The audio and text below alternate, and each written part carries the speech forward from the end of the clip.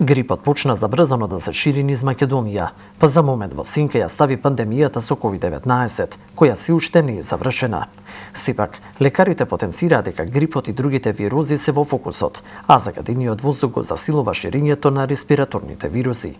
На оваа тема разговаравме со доктор Александар Петличковски, председател на Комисијата за заразни болести, која смирува тензијата ке повеќето вознемирани граѓани. Тој пред камерата на Утрински печат истакна дека станува збор за сезонски грип, вообичаен за секоја година. Се работи за почнување на сезоната на грип, која стандардно почнува во 52-ра недела, значи крај на една календарска година, декември, и трае некои 15-16 недели. Сега сме на почеток на овогодишната сезона на грип и логично, нормално, до некаде и очекувано е бројките на луѓе со грип да се зголемуваат. Тоа и го гледаме во реалноста. Кои категории на граѓани особено треба да внимаваат? И дали сезонската вакцина овозможува имунизација конкретно за грипот сега? Да, грипот е еден пример кој покажува дека вакцинацијата е прилично ефикасна во заштита на луѓето од тежок тек на болест. Секако дека аерозагадувањето влијае лошо и многу лошо на респираторните болести. Грипот е респираторна инфекција, први се симптомите околу горниот респираторен тракт. Овие варијанти кои сега циркулираат во најголем дел H3N2 варијантата се поврзани обично и со висока температура која може да трае неколку дена.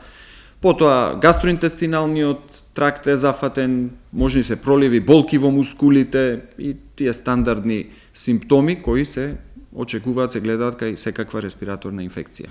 Доктор Петличковски потенцираше кои категории на граѓани треба особено да внимаваат, а воедно испрати апел до граѓаните како и на кој начин да го превенираат сезонскиот грип. Што се однесува до ризичните групи кои први треба да размислуваат, годинава имавме релативно добар одзив на вакцинацијата, мислам дека некаде околу 60.000 граѓани се веќе вакцинирани, а најголем дел од нив 45.000 припаѓаат на ризичните групи, а тоа се граѓани над 65 години, деца под 5 години, за разлика од COVID, кој кај децата е многу ретко тешка болест, деца под 5 години можат да заболат од грип во потешка форма и затоа тие спаѓаат во групата на ризични категории за кои се препорачува вакцинација ургентно.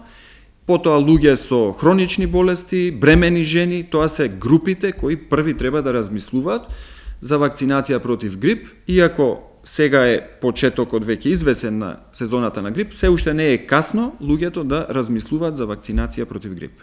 Како вирусна инфекција не треба повторно да трчаме со антибиотици, неколку дена, 3-4 дена температура која ако е висока над 38,5 степени треба да се симнува со некаква терапија. Доколку симптомите траат и подолго од 5-6 дена, тогаш се советува да има консултација со лекар да се провери, можеби се работи за некаква бактериска суперинфекција. И тогаш во консултација со матичен или друг лекар треба да се размислува за антибиотици, но во првиот период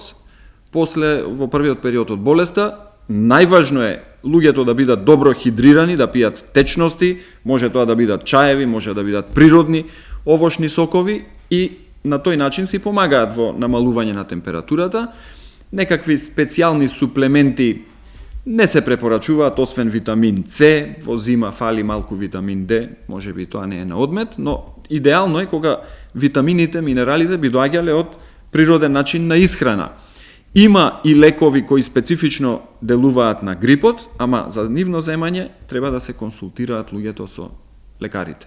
Председателот на Комисијата за заразни болести се осврна и за подваријантата на коронавирусот со прикар кракен, која зафаќа Америка и ги држи епидемиолозите будни 24 часа. XBB1.5 или кракен варијантата е прилично популарна во Соединетите Американски држави, има некој пораст од 28% ми се чини во изминатиот месец само и од околу 1% зафатеност на популацијата инфицирана во Америка пред еден месец, сега зборуваме за некаде до 30, можеби поголем процент од позитивните случаи отпаѓаат во овој момент на новата варијанта.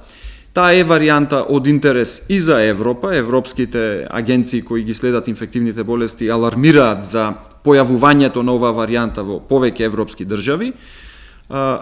Најактивни во секвенционирањето, одредувањето на подтипот на COVID варијантите се Соединетите Американски држави и Велика Британија во Европа, и евидентно е дека оваа варијанта полека ги истиснува другите, станува најактуелна. Дали реално некој проблем посериозен ќе имаме од замената на варијантите, во овој момент се уште не знаеме. Се чини како тој тренд да е запазен, дека сите нови варијанти кои стануваат доминантни се полесно преносливи, но предизвикуваат полесна симптоматологија исто така. Значи, во овој момент немаме индиции дека нешто страшно ќе се случи со капацитетите болнички, бидејќи ситуацијата на терен е релативно стабилна. Ние имавме во изминатата недела до 8 јануари вкупно 30 хоспитализирани луѓе заради COVID во целата држава. Имавме вкупно 2 смртни случаи, и двата смртни за цела недела зборувам, и двата смртни случаи беа луѓе кои беа со тешки коморбидитетни состојби, и тој тренд трае веќе неколку недели, значи по тој немаме луѓе на инвазивна вентилација, што значи дека ситуацијата е стабилна. Нормално, кога доаѓа една нова, попренослива варијанта, за очекување дека бројот на случаи ќе се зголемува, меѓутоа и од искуствата од Европа, тој број на нови инфекции не се следи со драстично зголемен број на хоспитализации, што значи очекуваме имунитетот до сега стекнат со вакцинации и со прележување на болест да ни биде многу сериозна заштита и за оваа нова варијанта на COVID. Најпрво, во овој период кога и грипот и ковидот многу лесно се шират, со просто носење на маска, особено ако имаме некаква симптоматологија, се сомневаме дека имаме некаков проблем, може да ги заштитиме најблиските и најранливите. А второ, кога веќе сме се тестирале, повторно е многу препорачливо да се изолираме за ризикот по останатите во нашата близина да биде што помал. Би било идеално кога сите би можеле да се тестираат бесплатно, значи има примери во светот, но тоа се богати земји кои нудат бесплатно тестирање и паралелно тестирање и за грип и за COVID, затоа што повторно за грип има специфични антивирусни лекови кои можат да помогнат, особено ако се дадат рано, и на тој начин да се минимизираат последиците, но се уште ни организацијски ни финансиски не сме стигнати таму.